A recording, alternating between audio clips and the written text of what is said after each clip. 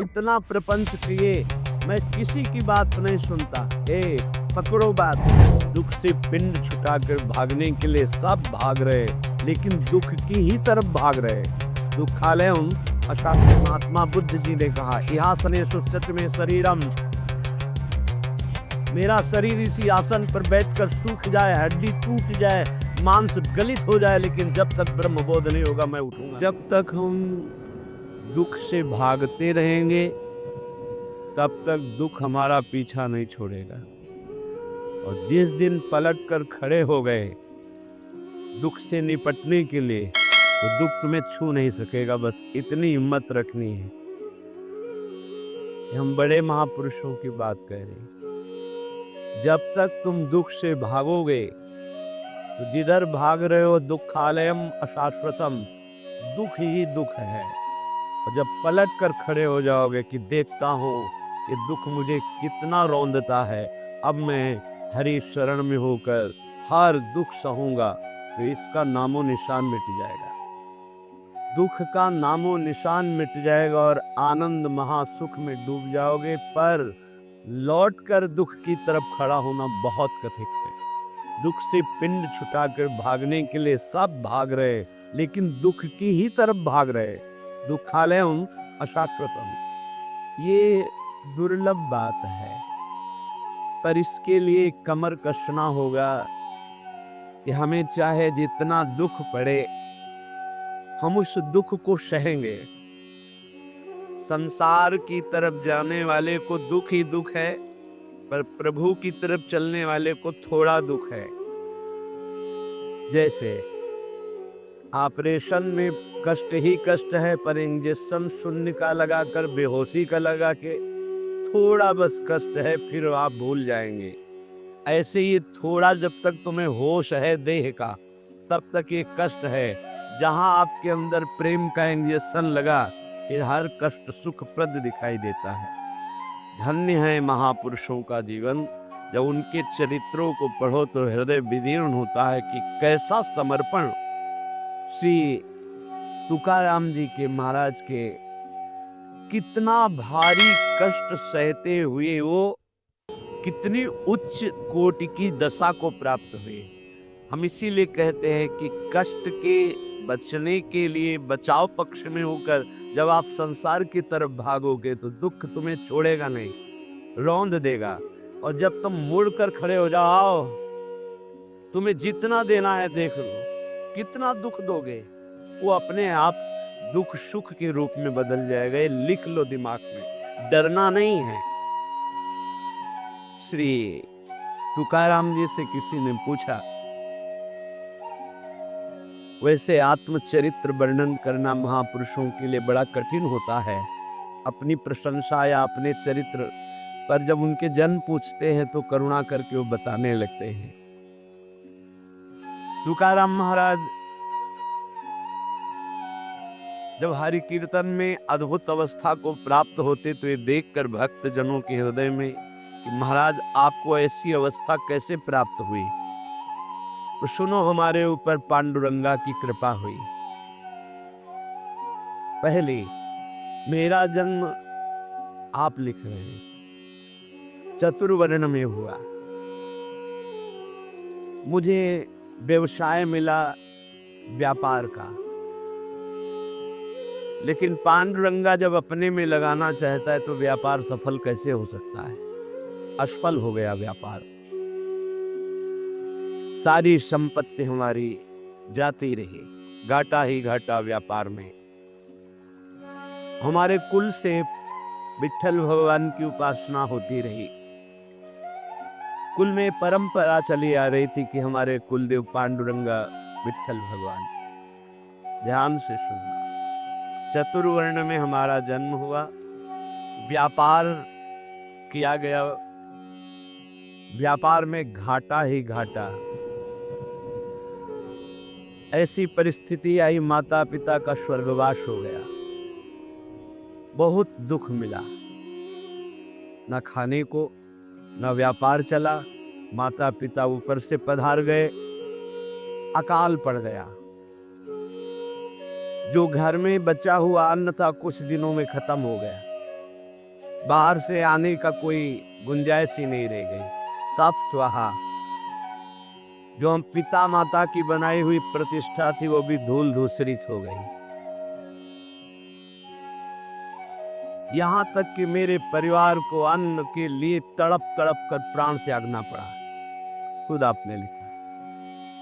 हर तरह से चारों तरफ मुझे अंधेरा ही अंधेरा, कष्ट ही कष्ट। आपको स्थिति कैसे प्राप्त हुई? आप बर्बाद। मुझे अपने ऊपर लज्जा आने लगी कि न पत्नी को अन्न दे सका, न परिवार को पाल सका। क्या जीवन मेरा! बड़ा हृदय में दाह हुआ। सब कुछ नष्ट भ्रष्ट हो गया। ये जिस पर मैं कृपा करता हूं, ये लीला। ऐसी हालत में अब कुछ नहीं बचा तो विठ्ठल भगवान का मंदिर जो टूटा हुआ पड़ा था उसमें जो सेवा हो रही थी उसमें लग गया जाकर के। जीर्णोद्धार। उसमें रात दिन खूब शरीर को मेहनत करके परिश्रम करके सेवा करता है और कुछ वहां से नहीं लेता, बस सेवा ही सेवा, खाने को भी नहीं। मन में उमंग आई पहली बार की एकादशी व्रत रहूंगा। प्रारंभ की बात बता रहे हैं जहां से स्थिति भगवदाकार बनती है। देखो, जिस पर विशुद्ध कृपा होती है ये प्रतिकूलताएं शुरू हो जाती हैं। कोई भी भक्ति मार्ग का उपासक घबराए नहीं, हिम्मत रखे। ये प्रतिकूलताएं अनंत जन्मों की बिगड़ी को सुधारने के लिए हैं, क्योंकि एक ही रास्ता बचता है प्रभु का। प्रतिकूलता ना मिले तो चढ़ाई नहीं चढ़ सकते अध्यात्म की। मन में आया कि बाद से एकादशी रहा करूंगा। अब एकादशी तो है ही, क्योंकि कुछ घर में है ही नहीं, तो एकादशी व्रत रहने का भजन में मन नहीं रमता था, क्योंकि अभ्यास ही नहीं था। देख लीजिए, इतने बड़े महापुरुष जो सदैव विमान में बैठकर भगवत धाम गए। आप लोग चिंता मत करें। आप लोग जो कहते हैं मेरा मन भजन में नहीं लगता, तो कुछ तो लगता है। श्री तुकाराम जी लिख रहे हैं, आरंभ में बिल्कुल मेरा भजन में मन नहीं लगता था, पर संतों के चरित्र पढ़ने में मन लगता। संतों के चरित्र पढ़ता और उनके वचनों को बार बार याद करता कि उन्होंने क्या कहा है। उनके वचनों से मुझे बोध होने लगा। संत वचनों पर विश्वास, संत वचनों का महत्व और उनके वचनों का बार बार मनन बहुत सुंदर साधन है। बिल्कुल उत्तम अवस्था प्राप्त करने के लिए ऐसे ही साधक को कर संत चरित्र, भक्त चरित्र पढ़ने में बड़ा मन लगता है। उनके वचनों पर बड़ी निष्ठा, बड़ा भाव, उन्हीं के वचनों का बार बार मनन। अब मन लगने लगा कि जहां हरि कीर्तन होता है वहां पीछे जाके खड़े हो जाए। महाराष्ट्र में प्रायः खड़े होकर कीर्तन करने की प्रथा है। आगे महापुरुष गा रहे हैं, पीछे सब मंजीरा लिए हुए, मृदंग लिए हुए खड़े गान करते हैं। तो मैं भी कीर्तनकारों के पीछे खड़ा हो जाता और जैसे वो कीर्तन का भाव प्रकट करते वैसे कीर्तन गाने की चेष्टा करता। भक्तों के चरित्र पढ़ना, संतों की बातें मनन करना और कीर्तन में उपस्थित होने से मेरा मन शुद्ध होने लगा। अब तो कीर्तन में मेरा मन बहुत लगने लगा। कीर्तन भजन करने वालों को जहां देखता तो साष्टांग दंडवत हो जाता और गिरकर उनके चरणों में प्रार्थना करता कि थोड़ा चरणामृत उतार लेने दो। तो वो मुझे चरणामृत उतारने का अवसर देते और जब मैं चरणामृत पीता तो मुझे अपार आनंद आने लगा। अब तो मेरी लज्जा चली गई। जहां संत को देखता, भक्त को देखता, कीर्तनकार को देखता, चरणों में लौट जाता और उनसे प्रार्थना करता कि आप हमको चरणामृत दे दे। वो हमारी दैन्यता देखकर चरणामृत दे देते। अब हमारे मन में आया कि शरीर को भारी कष्ट देकर भजन करो। ये निष्ठा, ये निष्ठा। शरीर आराम सुख की व्यवस्था चाहने वाला भजन में रुचि नहीं प्रकट कर पाता, ये ध्यान रखना। चाहे जितना शरीर में कष्ट हो, पर जैसे एक गरीब आदमी धन कमाने के लिए प्रयासरत रहता है, ऐसे भजनानंदी भजन के लिए प्रयासरत रहता है। रात्रि विषयी पुरुषों के लिए सोने के लिए अच्छी लगती है, भजनानंदियों के लिए रात्रि भजन के लिए होती। थोड़ा विश्राम किया, जग के बैठ गए, बैठने की सामर्थ्य नहीं, फिर करवट ली हुई, लेटी हुई, आंख खोली हुई, मंत्राकार बढ़ती। समय हुआ शौच स्नान, अपनी दिनचर्या। नींद नींद कहाँ? जब तक भगवत साक्षात्कार नहीं तब तक नींद कहाँ, और जब भगवत साक्षात्कार हो गया तो नींद कहाँ? क्योंकि तमोगुण का पूर्ण नाश हो जाता है, त्रिगुणातीत अवस्था प्राप्त हो जाती है। ये निश्चय हुआ कीर्तन में जाने से, भगवत भक्तों के चरित्र पढ़ने से, भगवत भक्तों के वचन मनन करने से, भगवत भक्तों का चरणामृत पीने से, भगवत भक्तों के चरणांग में साष्टांग दंडवत करने से, कि शरीर को कष्टप्रद करके खूब भजन किया जाए। ये बड़े भाग्यशाली जो शब्द समझ पा रहे हैं। शरीर को कष्ट रखते हुए भजन करना, चैन नहीं लेने देना, ये बड़े भाग्यशाली होंगे सो ये बात पकड़ पाएंगे। अब शरीर को कष्ट, बैठे हैं, जैसे श्री महात्मा बुद्ध जी ने कहा, इहासने सुसत में शरीरम, मेरा शरीर इसी आसन पर बैठकर सूख जाए, हड्डी टूट जाए, मांस गलित हो जाए, लेकिन जब तक ब्रह्म बोध नहीं होगा मैं उठूंगा नहीं। ये निष्ठाएं महापुरुषों की पकड़नी होती है। शरीर को बहुत सुखद नहीं, उचित भोजन, उचित नींद, रात दिन भजन। मैंने भगवत भजन में शरीर को घिस डाला, तुकाराम जी के। रात दिन कीर्तन, रात दिन भजन, अब अच्छा लगने लगा। तप, कष्टप्रद भजन, कष्टप्रद शरीर और खूब भजन, अच्छा लगने लगा। ये मन का एक स्वभाव है, इसे भोगों में लगा दो तो ये भोगों का अभ्यास बढ़ाता चला जाएगा, और भजन में लगा दो तो भजन का अभ्यास बढ़ाता चला जाएगा। जब अन्न त्यागा, फलाहार में आए, तब फलाहार भी त्यागने की इच्छा जागृत हो गई कि सावन भर केवल जल पी कर रहेंगे, गंगा जल पी कर रहेंगे। बड़ा उत्साह, त्याग की तरफ करो तो मन क्रम बाई क्रम त्याग बढ़ाता चला जाता है, और भोग की तरफ बढ़ो तो मन क्रम बाई क्रम भोग बढ़ाता चला जाता है। ये चतुर उपासक त्याग की तरफ बढ़ता है, अविवेकी भोग की तरफ बढ़ता है। इस प्रकार मेरी परमार्थ की साधना आरंभ हुई। कथा सुनना, कीर्तन में सम्मिलित होना, और संतों से प्यार करना। संतों को देखते ही एकदम लौट जाला, ऐसा लगना कि हो भाग्य। ये प्रायः महापुरुषों की वाणियों में पाया गया। गोस्वामी तुलसीदास जी कहते हैं, जैसे मेघ को देखकर मोर कुहुक पड़ता है, नाचने लगता है, ऐसे संत को देखकर जो भक्त आनंदित हो जाता है, ओह अहो भाग्य, आज संत दर्शन हुए, और मन नाच पड़ता है, उसके हृदय में भगवान प्रेम वर्षा करते हैं। हमारा चित्त बस दो ही जगह लगने लगा, कथा कीर्तन और संत जन। परहित की बात आती तो शरीर की परवाह न करके दूसरों की सेवा करने में बड़ा सुख मिलने लगा। मेरी अवस्था देख करके जो मेरे स्वजन है उनको अच्छा नहीं लगा। नहीं लगेगा अच्छा, एक एक बात बैठा लो। कई लोग शिकायत करते हैं, परिवार के लोग हमसे ठीक से बात नहीं करते, हमारा उपहास करते हैं। आपका क्या, बड़े महापुरुषों का किया। परिवार के स्वजनों को ये अच्छा नहीं लगता, हमारा भजन, हमारा संत प्रेम, हमारा परोपकार, उनको देखी ये नहीं गई। भाई बंद, स्त्री, ये सब हमारा जो ये भाव है इसके विरुद्ध करने लगे। गए प्रपंच में आसक्त जन मेरे भाव का विरोध करने लगे, मुझे निषेध करने लगे। संत दर्शन, संत सेवा, कीर्तन, भगवत कथा, ये स्वयं उनके वचन हैं। मैंने अपने हृदय में निश्चय कर लिया था, कठोर हृदय बना लिया था, हर दुख सहूंगा पर अब पांडुरंगा को नहीं छोड़ूंगा। अब विट्ठल को नहीं छोड़ सकता। किसी की कोई भी परवाह न करके, घर परिवार के लोग इतना प्रपंच किए, मैं किसी की बात नहीं सुनता।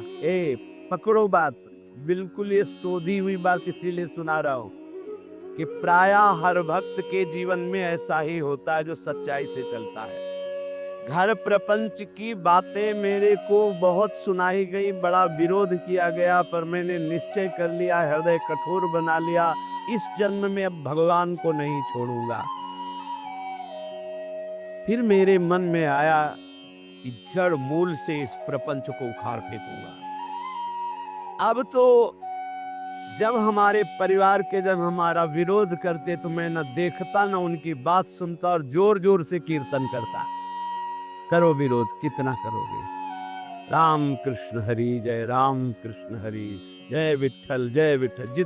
अब वो निंदा करे, वो उपहास करे, वो भगवत कीर्तन कर रहे, जड़ से उखाड़ फेंकूंगा इस प्रपंच को। स्वजन अपनी ओर खींचते और विट्ठल अपनी ओर खींचते, यही चलता है साधक के। एक तरफ भगवान का आकर्षण, एक तरफ माया का आकर्षण। पर हमने भगवान की तरफ, परमार्थ की तरफ कदम जोर से बढ़ाए। अब साधक का यह निर्णय है कि तुम माया के आकर्षण में जाते हो या प्रभु के आकर्षण में। लोग बार बार हमसे कहते कि तुम प्रवृत्ति मार्ग में हो, गृहस्थ धर्म में हो, तुम्हें ऐसा नहीं करना चाहिए। मैंने किसी की नहीं सुनी। अब इस जन्म में मुझे भगवत प्राप्ति करनी है। तुम्हारे किसी के उपदेश हमारे दृढ़ निश्चय को नहीं बदल सकते। इतनी खींचातानी जीवन में उपस्थित हो गई कि सत्य की पहचान के लिए मुझे मन को समझाना पड़ा कि तू मेरा साथ दे दे। अब जगत में तो कोई साथ नहीं दे रहा। ऐ मन, तू मेरा साथ दे दे, तू मेरा साथी बन जा और सत्य स्वरूप भगवान श्री हरि के पथ का अनुसरण कर, तू कृतकृत्य हो जाएगा। तुकाराम जी महाराज कह रहे, कोई साथ नहीं दे रहा। ऐ मन, तू तो मेरा साथ दे दे, मेरा साक्षी बन जा और भगवान सत्य स्वरूप है, उनके मार्ग का अनुसरण कर। इस असत्य संबंध, पति पुत्र परिवार, ये मिथ्या नश्वर प्रपंच भोग, तिलांजलि दे दे मन, तू मेरा साथी बन जा। मैंने बहुत लोगों के मतों को नहीं माना। मेरे हृदय में नित्य और अनित्य का विवेक जागृत हो चुका था, इसलिए मैंने सत्य को पकड़ा। केवल भगवान का मार्ग ही सत्य है, न ये संबंध सत्य है, न ये संसार सत्य है। इस प्रकार जब मैंने श्री हरि चरण प्राप्ति के लिए दृढ़ निश्चय कर लिया, तो उसी समय भगवान मेरे सद्गुरु के रूप में पधारे। श्री बाबा चैतन्य ने मेरे हृदय देश में प्रकाशित होकर के श्री राम कृष्ण हरि इसका उपदेश किया। वही कीर्तन करते थे, पर वही गुरुदेव आकर हृदय में उपदेश किए, जिसे कहते हैं स्वप्नादेश। उपदेश किया कि अब तुम श्री राम कृष्ण हरि ही कहो। मैंने अब दृढ़ विश्वास कर लिया कि जो जप रहा था वो गुरुदेव ने दे दिया। अब तो किसी भी तरह मैं इसे नहीं छोड़ सकता। विश्वास चित्त में धार लिया कि मेरा भोजन भी राम कृष्ण हरि, मेरी प्यास भी राम कृष्ण हरि, मेरे प्राण भी राम कृष्ण हरि, मेरा सर्वस्व राम कृष्ण हरि। निश्चय कर लिया, बड़ा सहारा मिल गया। पहले जपते थे, वही जब गुरु ने दिया तो बड़ा सहारा मिल गया, परिपक्व हो गया। अब तो बैठ करके 24-24 घंटे नाम कीर्तन, क्योंकि निश्चय पहले ही कर लिया था शरीर को कष्ट देकर भगवत भजन करना। ये बहुत जल्दी भजन रंग लाता है। जब चित्त लवलीन होने लगा तो मेरे हृदय में कविता की स्फूर्ति होने लगी। श्री हरि के लीला गुण प्रकाशित होने लगे, उनको कविता रूप में लिखने की स्फूर्ति हुई। श्री हरि का कीर्तन और श्री हरि प्रदत्त अभंग वाणी प्रकट हुई मेरे हृदय में।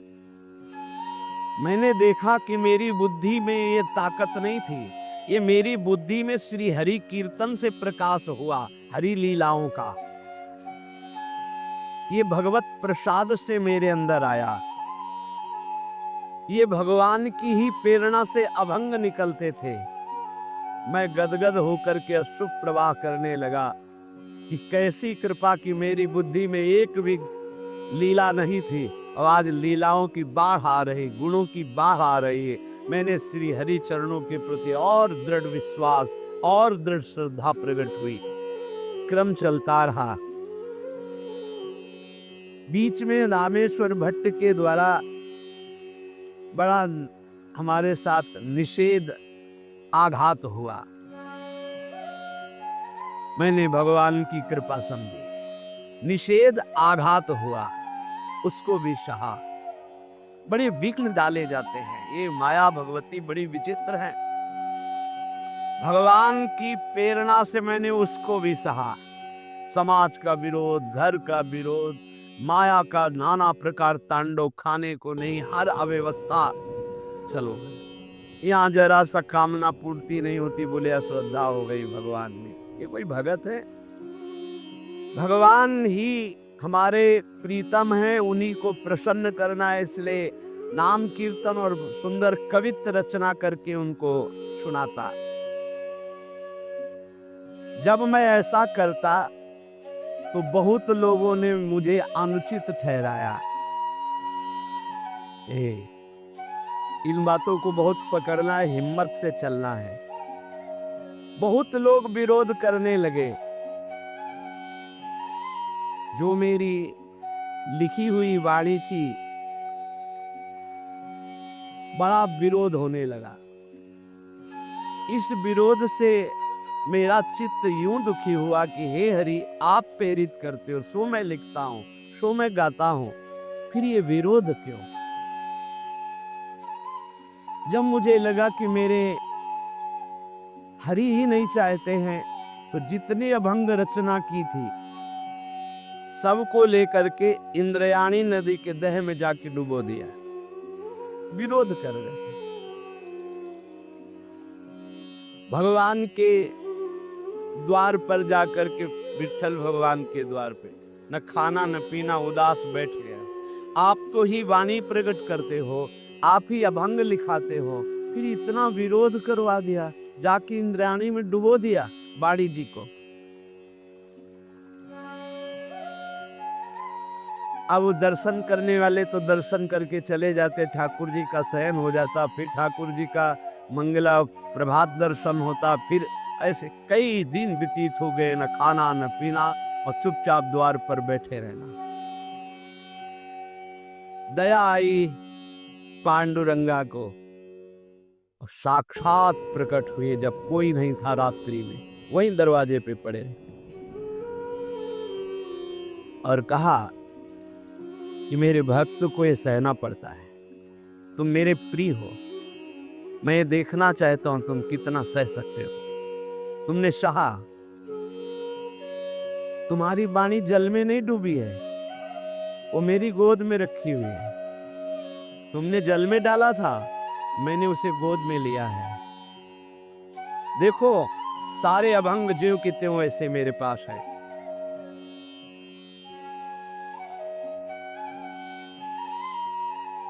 अभंग ज्यों के त्यों, जैसे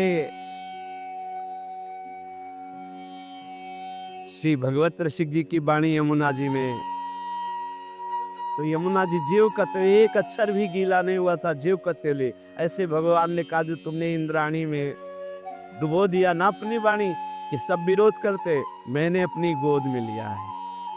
ये दास से रघुनाथ कर बेग न जाने कोई, सहना पड़ेगा इतने बड़े महापुरुष को भी। कितने कष्टों से ही भरा जीवन। तुकाराम भी भगवान का सगुण साक्षात्कार करके, भगवान से बात हुई, भगवान ने दर्शन दिया।